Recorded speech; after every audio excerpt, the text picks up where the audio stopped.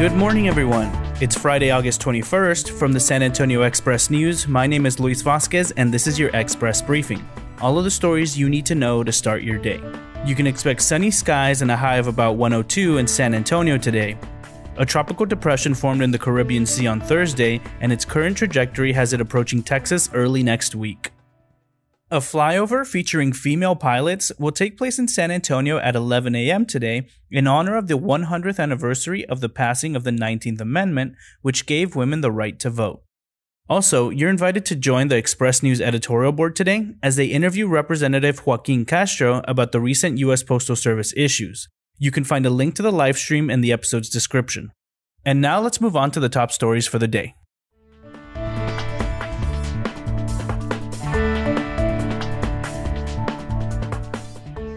Kindred Hospital is accused of firing an ICU nurse in retaliation for reporting patient safety concerns to authorities, according to a civil lawsuit filed this week in State District Court in Bexar County. In the suit, registered nurse Sean Kinney alleges that the hospital suspended him twice and ultimately fired him after learning he had made the reports about patient safety at the company's 59-bed transitional care hospital near the medical center. According to the suit, Kinney reported that patients were put in grave danger with inadequate staffing, not bathing patients, soiled unclean mattresses, poor lighting, and cold environments when the temperature fell. You can find more details on the lawsuit at the link in the episode's description. Even without in-person classes, a small fraction of the University of Texas at San Antonio's 30,000 students are moving into campus housing this week, but it will be about half the normal contingent.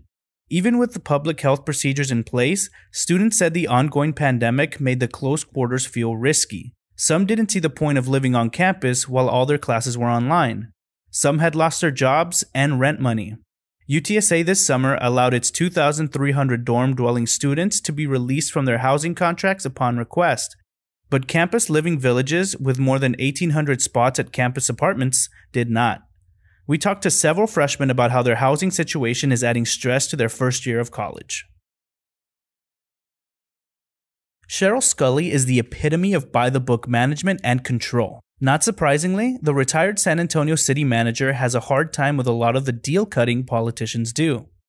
A good deal of the criticism against Sculley was tinged with sexism. She was a steely, dauntingly prepared executive in a field populated mostly by men. But there's also this.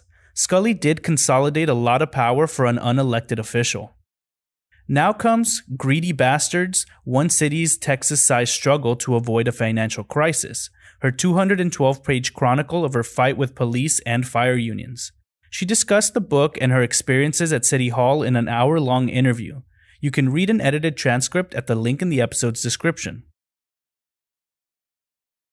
Up until Wednesday, Tom Wakely planned to be the Green Party candidate for U.S. District 21, the third wheel in what's shaping up to be a competitive race between Republican incumbent Chip Roy and former Democratic State Senator Wendy Davis. Those plans came to a swift end, however, when an appellate court panel ruled that Wakely and two other Green Party candidates, U.S. Senate nominee David Collins and Railroad Commissioner hopeful Katia Green, did not qualify to be on the November ballot.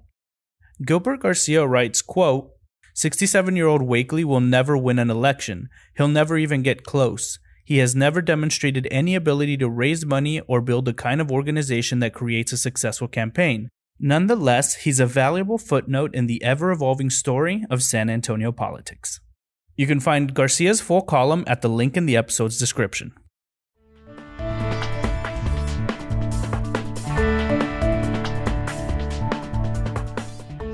To keep our readers up to date on the path of COVID-19, the Express News has built a dashboard of interactive graphics showing the spread of the virus in the San Antonio area, in Texas as a whole, and across the United States. We've also created an interactive map of San Antonio for COVID-19 testing sites that don't require a doctor's referral. You can find a link to the dashboard and the interactive map in this episode's description.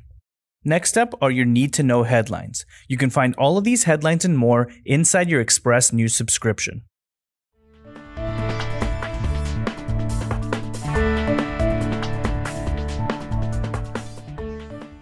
The threat of COVID-19 in San Antonio hovered in a moderate range on Thursday, with 185 new cases reported by health officials, a slight decrease from the 191 the day before. Mayor Ron Nirenberg reported 21 new deaths from the disease, bringing the total to 677. As schools begin to reopen, it's impossible to determine where Texas stands on a COVID-19 metric that has guided the governor's decisions on when to tighten or loosen restrictions. Find out why backlogged tests are creating a mess of information. The San Antonio City Council agreed on Thursday that racism is a public health crisis that requires coordinated, community-based efforts and more resources to end systemic disparities. Thanks to advancements in technology and the availability of affordable wind and solar power, hydrogen as a fuel of the future could now be closer to reality. And Texas could lead the way in hydrogen adoption, experts say. When you've got the last name Belden, it's no surprise that you're in the roofing business. But for Brad Belden, it's not just about meeting family expectations. He loves the work. He talked with us about some of the biggest challenges in the roofing industry and how the coronavirus pandemic has affected the business. The National Basketball Association announced Thursday night that the San Antonio Spurs received the 11th pick in the 2020 draft. It will be the franchise's highest pick since the Silver and Black selected Tim Duncan first overall in 1997.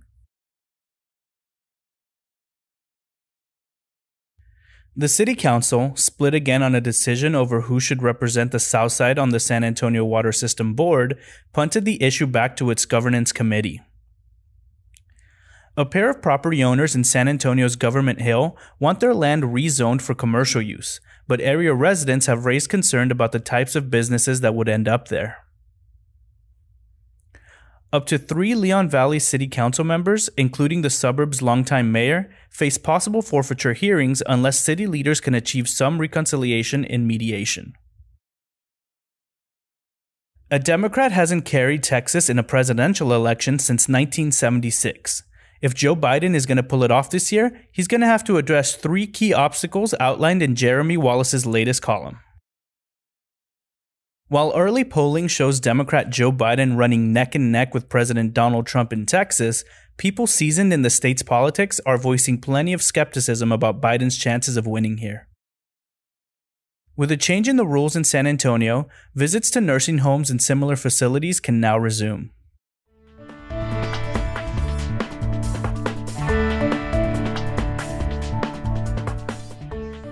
Kelly O'Connor lives a life surrounded by art. The head of collections and communications at the Linda Pace Foundation, she spends much of her time at the Contemporary Art Center, Ruby City. At least she did before the pandemic.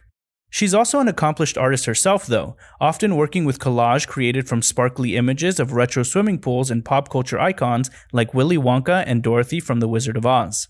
Even her home, a 2-story Victorian vernacular built in 1910 in Dignowity Hill, is something of a work of art, filled with a thoughtful selection of mid-century modern pieces, both vintage and reproductions reflective of her taste. Richard A. Marini takes a look inside the 110-year-old Dignowity Hill home of San Antonio artist Kelly O'Connor.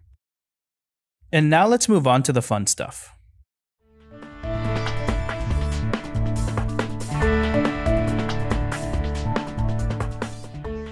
Two months ago, it looked like game over for Level Up Gaming Lounge at Rolling Oaks Mall. After all, playing console video games just wasn't an essential business during a global pandemic.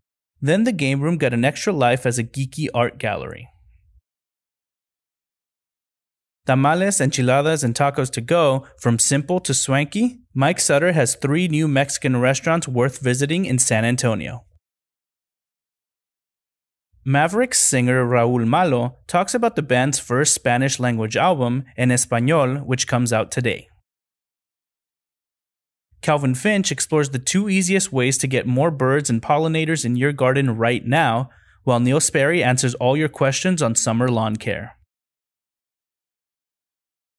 H-E-B's new mineral water is made from water born right here in Texas in mineral wells. UTSA football landed a new home opener and reportedly added a second non-conference contest, moving closer to rebuilding a 12-game schedule that was thrown into flux by the coronavirus pandemic. And that's all for today. This was your Express Briefing. My name is Luis Vasquez. Please consider becoming an Express News subscriber to get in-depth coverage on all the stories you heard today. Also, be sure to rate and review this podcast inside of your Apple Podcasts app, as it really helps the show. Have a wonderful weekend, everyone. See you Monday.